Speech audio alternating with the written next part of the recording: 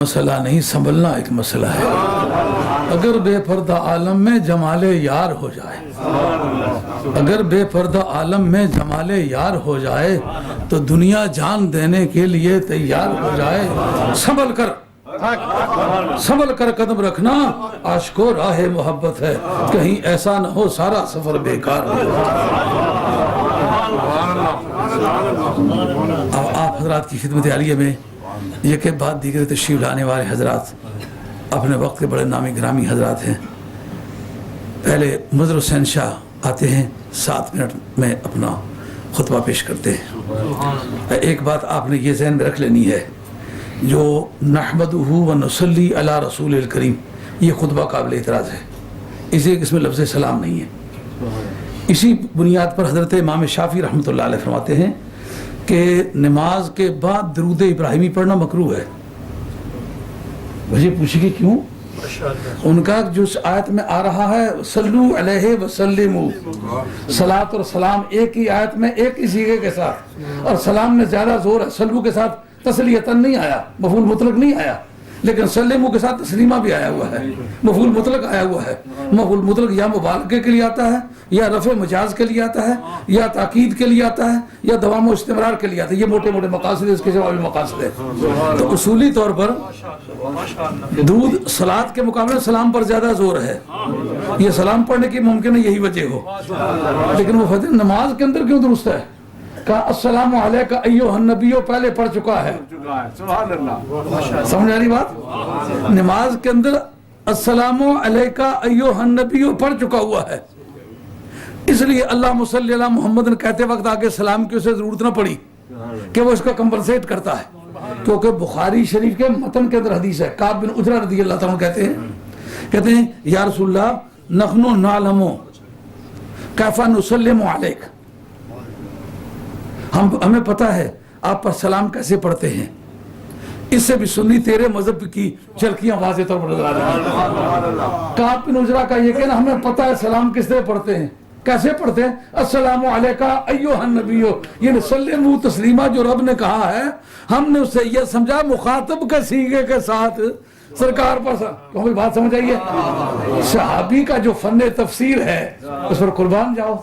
پاس بیٹھنے والا جو بات سمجھ سکتا ہے وہ کتاب پہ لکھا ہو دیکھ کے تو نہیں سمجھ سکتا نا، گل پلے پہنی بھی نہیں پہنی بھائی، وہ دراصل گفتگو جڑی ہے نا وہ چمک دنداں دی بجلی کڑکاریاں تے پینگا عشق دیاں لارے کھا دیا سن۔ یہ ایک ذوق ہوتا ہے جب وہ شباب سخن چل رہا ہو تو جس طرح کہ پینگے اولارے کھا رہے ہو، ایسا معاملہ چل رہا ہوتا ہے۔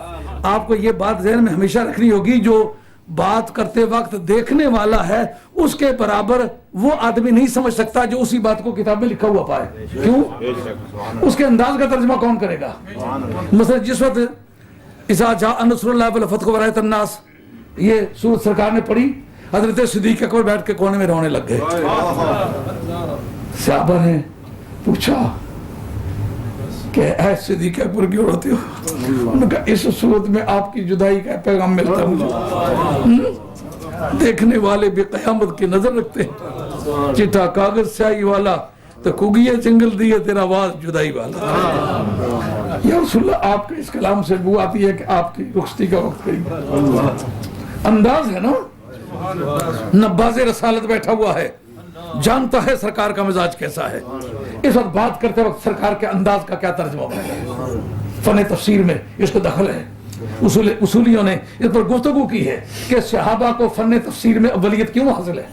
یہ تو جاہل آدمی ہے جو کہتا ہے صحابی کی کوئی ضرورت نہیں ہے، وہ پاگل صحابہ کو بیچ میں سے نکالے گا، قرآن مجید کی تفسیر تجھے کون بتائے گا؟ پاس مجلس میں بیٹھنے والے ہیں، تو مجلس کے اندر جو بیٹھ کے بات سنتا ہے نا وہ دوسرا نہیں سمجھ سکتا۔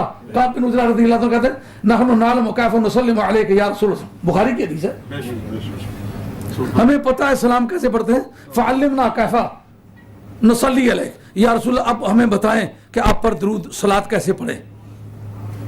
اب یہ جس وقت آیت آئی تو اس کے ترجمے اور تفسیر میں پوچھا، اس کا مطلب یہ ہے کہ مفہوم آیت کا یہ بحث نہیں ہے، منطوق آیت کی بحث ہے یہ۔ آپ ہاں اللہم صلی علی محمد وعلی آل محمد، معلوم النبی کا ترجمہ حضرت سید دو عالم علیہ السلام کے نزدیک آل محمد کے بغیر مکمل نہیں ہوتا۔ ہاں آپ عداد بھی نکالیں، ان نبی کے اور آل محمد کے اعداد ایک ہے. ہاں یہ بھی تماشے کی بات ہے. ہاں سمجھ آئی بات. اب دونوں کو سرکار اکٹھا فرماتے ہیں.